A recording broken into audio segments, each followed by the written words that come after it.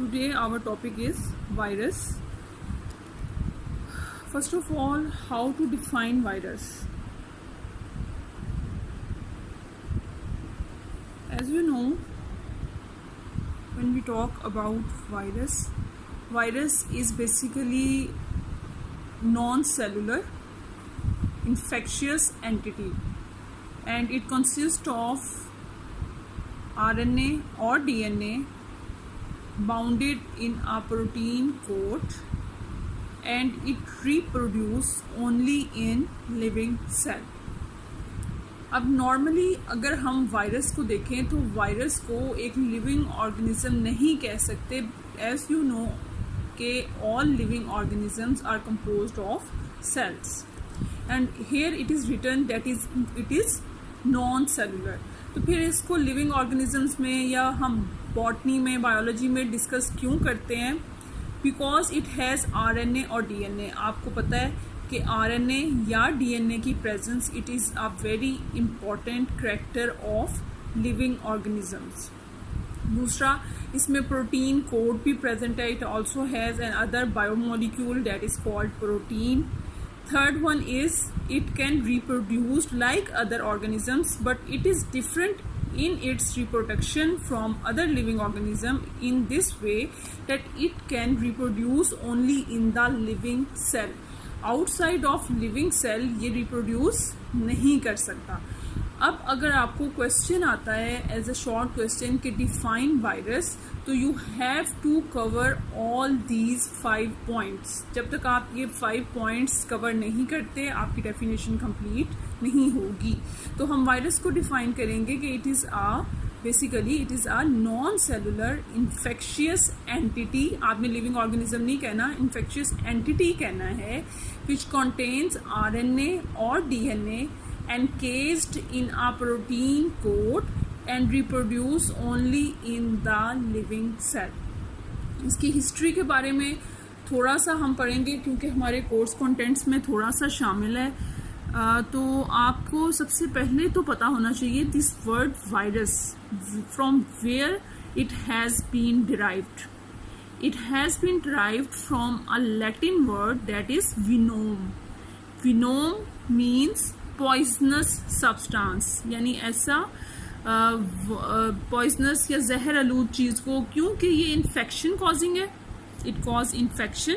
तो इसको टर्म जो नेम दिया गया वायरस, वो इसकी इस infectious करेक्टरिस्टिक की वजह से इसको वायरस का नाम दिया गया है. और ये फर्स्ट डिस्क्राइब किया गया था वायरस को कि it is any disease causing substance that is called virus. और अबाउट 50 ईयर्स अगो, जब अभी इलेक्ट्रॉन माइक्रोस्कोप जो है उसकी डेवलपमेंट भी नहीं हुई थी या वो नहीं बनी थी, उससे पहले भी there was known a large group of a cellular disease causing agents जो कंपोज्ड हैं न्यूक्लिक एसिड्स के, and they are encapsulated in a protein. और ये कॉन्सेप्ट दिया था लुइस पास्चर ने इन 1884 और उसके साथ ए मेयर ने इन 1886 when they were studying the mosaic disease of tobacco plants. यानी कि बिफोर इलेक्ट्रॉन माइक्रोस्कोप भी इनकी डिस्कवरी हो चुकी थी, और इनका फर्स्ट कॉन्सेप्ट 1884 में लुइस पास्चर ने दिया था. और उसने यही कॉन्सेप्ट दिया था कि these are a cellular particles, a cellular agents, and they have DNA या nucleic acid, and it is encapsulated in a protein coat, and they are disease causing. ठीक है, ये कुछ इनके स्पेसिफिक पॉइंट्स हैं. अच्छा, लेकिन जब इसका प्योर कल्चर, जिसको however the nature of virus was not clearly established by their experiments, because neither of these viruses could be grown in pure culture by the methods available at that time. यानी इनकी complete nature, इनकी growth के बारे में उस time इतनी research नहीं हो पाई थी. लेकिन 1892 में आइवानोस्की जो साइंटिस्ट था, उसने एक एक्सट्रैक्ट बनाया किसका? टोबैको प्लांट्स का. He made an extract from tobacco plants, और वो प्लांट्स थे that were suffering from mosaic disease. यानी लुइस पास्चर ने और उससे पहले जो मेयर ने जिस डिजीज़ को स्टडी किया था, mosaic disease of tobacco plants, अब उन प्लांट्स से इसने एक्सट्रैक्ट तैयार कर लिया. अब वो इस एक्सट्रैक्ट को जब इसने फिल्टरेबल यानी पेपर में से गुजारा, अब फिल्टरेबल पेपर वो होता है, आपको पता है फिल्टर पेपर जिस तरह होता है उसके एक स्पेसिफिक साइज ऑफ पोर्स होता है और उसमें से ना बैक्टीरिया गुजर नहीं सकते थे, यानी कि फिल्टर पेपर था फिल्टरेबल, उसमें say that prevents the passage of bacteria. लेकिन इस फिल्ट्रेट में से कुछ ऐसी पार्टिकल्स थी जो गुजर गई, ठीक है, they have been pass through this filterable paper. As a result of this experiment, these disease-causing agents were named filterable viruses। यानी इनको ये देखा गया कि बैक्टीरिया से इनका साइज छोटा है, बैक्टीरिया फिल्टरेबल पेपर में से नहीं गुजर सकते, but these viruses can pass through it, तो इनको नेम दिया गया फिल्टरेबल वायरसेस का। ये वायरसेस कौन से थे? Mosaic disease causing viruses of tobacco plant. In 1898 Beijerinck एक और साइंटिस्ट था, उसने रेप्लिकेशन की प्रॉपर्टी बताई थी कि ये जो वायरसेस हैं they can replicate like other common living organisms, they can multiply only in their host cell. फिर उसके बाद लेटर एफ टोड और डी हेडले ने एक और एक्सपेरिमेंट किया, उन्होंने ये एक्सपेरिमेंट सेपरेट किया यानी एक दूसरे से independently, and they have discovered कि there are some viruses which can even infect the bacteria. Bacteria आपको पता है they are themselves they are infectious organisms, यानी they are disease causing organisms bacteria, लेकिन कुछ ऐसे वायरसेस भी हैं जो बैक्टीरिया में डिजीज कॉज करते हैं। अच्छा, अब इन जो वायरसेस जो बैक्टीरिया में डिजीज कॉज करते थे इनको नेम दिया गया बैक्टीरियोफेजिस का। बैक्टीरियोफेजिस, फेजिस मीन ईटर्स और बैक्टीरियो मीन बैक्टीरिया ईटर्स। और इससे ये बात भी डिस्कवर हो गई या आप कह सकते हो कंफर्म होगी, this fact has been confirmed कि viruses can infect and cause diseases in all other major biological organisms including the animals and plants and bacteria. इसके बाद 1935 में डब्ल्यू सेंटली ने अपना एक structure of plant virus of tobacco mosaic virus जो है वो डिमॉन्स्ट्रेट किया। अब आपका इसका स्ट्रक्चर आपको पता है कि बेसिकली होता क्या है। उसने देखा कि देयर आर सम क्रिस्टल्स, जब उसने इसको फिल्टर किया या जब उसने इसका एक्सट्रैक्ट तैयार किया, he has seen there are some crystals, they are containing small but constant amount of RNA, और chemical studies of these viruses revealed that some contain DNA in addition to protein and some has been found to contain both DNA and RNA। यानी कि Stanley ने फिर इसका structure demonstrate किया कि कुछ ऐसे वायरसेस हैं जिसमें RNA होता है प्रोटीन कोड के अंदर, कुछ ऐसे हैं जिसमें DNA होता है प्रोटीन कोड के अंदर, और कुछ में दोनों प्रेजेंट होते हैं। अच्छा, अब in addition to nucleic acid some viruses contain lipid and some contain small amounts of carbohydrates conjugated to their protein components. अब इसमें आपको ये पता होना चाहिए कि large and most complex virus कौन सा है, ये आपसे ऑब्जेक्टिव MCQs में पूछा जा सकता है। That is pox virus. It is the largest virus and it is composed of nucleic acid and several internal compartments which are surrounded by membranes। इसके बाद अगर हम कुछ स्पेसिफिक कैरेक्टरिस्टिक्स ऑफ वायरसेस की बात करें, ऐसे करेक्टर्स जो वायरस के स्पेसिफिक हैं, उसमें आप देखो नंबर 1 चीफ करेक्टर है it is disease causing. The other one it is very small, it can be invisible even in the light microscope. ठीक है, लाइट माइक्रोस्कोप से भी देखना पॉसिबल नहीं है, और ये फिल्टर पेपर में से भी पास थ्रू कर सकता है, जिनमें से बैक्टीरिया पास नहीं कर सकते। Number 3 they do not multiply in cultures design to support the growth of bacteria, यानी कि ये बैक्टीरिया जो डिजीज कॉजिंग ऑर्गेनिजम्स हैं वो कल्चर पे ग्रो कर सकते हैं, but viruses can't because they are non living outside the host cell. सिर्फ होस्ट सेल के अंदर जाके ये लिविंग होते हैं, आउटसाइड द होस्ट सेल ये नॉन लिविंग है, दे कैन नॉट रिप्रोड्यूस। और फिर इनका एक और करेक्टर स्ट्रक्चर देखें, they are composed of nucleic acid, DNA और RNA surrounded by protein coat, और वो जो प्रोटीन कोट है उसको हम कैप्सिड कहते हैं। अब 5th पॉइंट अगर हम इसका देखें, द DNA और RNA function as a viral genome, यानी वायरस का जीनोम क्या है, DNA या RNA, और इसके अंदर अगर हम देखें तो RNA contain an unusual biological property of having genetic information permanently encoded in RNA, यानी इसका RNA भी वही काम करता है जो दूसरे ऑर्गेनिजम्स में DNA कर रहा होता है, और ये एज अ जेनेटिक मेकअप की इंफॉर्मेशन रखते हुए काम करता है। अब इसके बाद अगर हम देखें तो there are types of viruses. Some viruses cause disease in plants, उनको हम प्लांट वायरसेस कहते हैं। For example tobacco mosaic virus. Some are retroviruses. Retroviruses वो वायरसेस है, स्पेशल ग्रुप ऑफ वायरसेस जिनका जेनेटिक मटेरियल जो है वो RNA पे मुश्तमिल होता है और ये ह्यूमंस में डिजीज कॉज करते हैं, जैसे कि ads.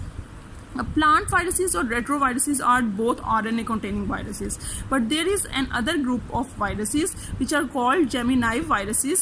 They are single-stranded DNA. They have single-stranded DNA as genetic material. ये भी Gemini viruses जो है इनका specific character है कि इनके अंदर क्या होगा, DNA as genetic material होगा, लेकिन वो single-stranded होगा. It is different from the DNAs of other organisms जो double-stranded होते हैं।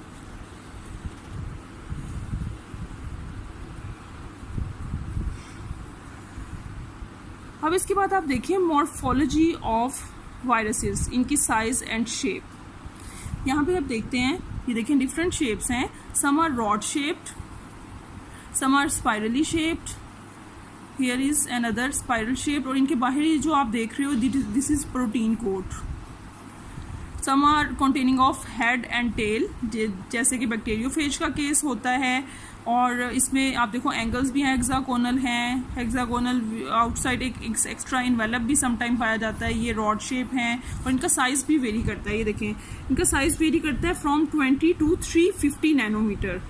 मोस्ट वायरसेस का जो साइज़ है वो बिटवीन 10 to 300 नैनोमीटर है। जैसे पोलियोमाइलिटिस जो है, ये पोलियो कॉजिंग वायरस है in the human beings. Yellow fever and foot and mouth disease causing are large viruses about 250 nanometre in size, ठीक है। और स्मॉल पॉक्स वायरस जो है वो लार्जेस्ट है, और ये जो disease causing foot and mouth, yellow fever और पोलियोमाइलिटिस हैं, ये स्मॉलर हैं और इनका साइज होता है 25 नैनोमीटर। अब इसके बाद अगर हम देखें तो ज़्यादातर जो 150 नैनोमीटर साइज से छोटा जिनका साइज है, they are only visible under electron microscope. ज़्यादातर वायरसेस इलेक्ट्रॉन माइक्रोस्कोप के अंडर ही देखे जा सकते हैं। ये इन्होंने ना आपको एक पूरा वो फ्लो चार्ट दिया हुआ है about sizes of different viruses. अब एस्चेरिचिया कोलाई आपको पता है it is a bacteria, most common bacteria, और ये 1000 नैनोमीटर साइज़ का है। लेकिन आप देखोगे यहाँ जितने वायरसेस हैं वो वायरसेस सारे इससे कम साइज़ के हैं, इसीलिए फिल्टर पेपर में से गुजर जाता है। आप यहाँ पे देखें तो सबसे जो छोटा वायरस है वो हमारे पास कौन से हैं, जैसे हमारा जो वायरस था फुट एंड पोलियोमाइलिटिस वगैरह, उसको आप देखो यहाँ से अगर हम शुरू करें 18 to 300 टोबैको मोज़ेक वायरस है। फिर उसके बाद ये अल्फेफा, ये सारे जो है ना ये प्लांट वायरसेस हैं, और ऊपर सारे एनिमल वायरसेस हैं। ये स्मॉलेस्ट प्लांट वायरस है जिस टर्निप येलो मोज़ेक वायरस, ये 28 नैनोमीटर का है। फिर bound tumour virus 50 to 60 nanometre का है। अल्फा जो है मोज़ेक वायरस वो 18/36 to 60 नैनोमीटर का है। और टोबैको मोज़ेक वायरस भी 18/300 नैनोमीटर का है। पोटैटो वायरस का साइज़ भी दिया हुआ है। फिर आप देखो ये T2 फेजेस, ये वो फेजेस अब आ गए हैं जो इसको कॉज कर रहे हैं डिजीज़ वायरसेस को, ठीक है। T2 फेज आ गया, ये लैम्डा फेज आ गया, एक्स फेज आ गया, इसका साइज़ है। फिर vaccinia virus, mumps virus, herpes simplex influenza virus, adeno virus, reo virus और पेपो वायरस, पोलियो वायरस, ये सारे एनिमल डिजीज़ कॉजिंग वायरसेस हैं। इनका size as compare to plant viruses और बैक्टीरियोफेजेस इनसे ज़्यादा है, ठीक है। अच्छा, अब उसके बाद अगर हम देखें तो आपने इसकी शेप देखनी है। शेप मैंने आपको बताया कि शेप ज़्यादातर इनकी उसमें बहुत वेरिएशन पाई जाती है। जैसे कि कुछ जो होते हैं वो राउंडेड होते हैं, जैसे मम्प्स वायरस, यहाँ पे आप देखो mumps virus it is rounded. कुछ ऐसे होते हैं कि जैसे टोबैको मोज़ेक वायरस है वो इलोंगेटेड होते हैं, यहाँ पे आप देखें tobacco mosaic virus, rod shape, elongated. और कुछ ऐसे होते हैं कि विच आर जैसे इन्फ्लुएंजा हैं और या बैक्टीरियोफेज है, ये टेडपोल शेप वायरसेस भी होते हैं। ये बैक्टीरियोफेज का टेडपोल, ये हमने बैक्टीरियोफेज लाइफ साइकिल पढ़ा हुआ है, ठीक है, ये टेडपोल शेप होता है। फिर उसके बाद अगर आप देखो तो बैक्टीरियोफेज का जनरल कैरेक्टर अगर हम देखें तो it is mainly composed of a protein coat, और वो प्रोटीन कोट क्या कहलाता है, डेट इज कॉल्ड कैप्सिड।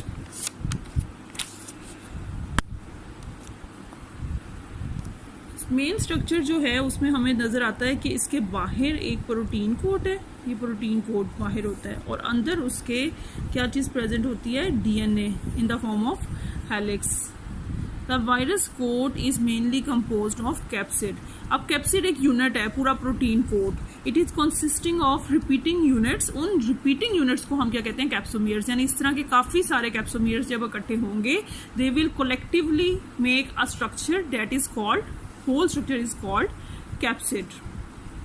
अब जो कैप्सोमियर्स हैं वो हाईली सिमेट्रिकल स्ट्रक्चर हैं that can be crystallised and help to study their structure through X-ray crystallography and electron microscope के अंडर इसको हम देख सकते हैं। मोस्ट एनिमल्स जैसे वायरसेस जैसे कि हर्पस एंड इन्फ्लुएंजा वायरस, उनमें क्या होता है कि बाहर एक एक्स्ट्रा कोट भी होता है जिसे हम कहते हैं लिपोप्रोटीन कोट।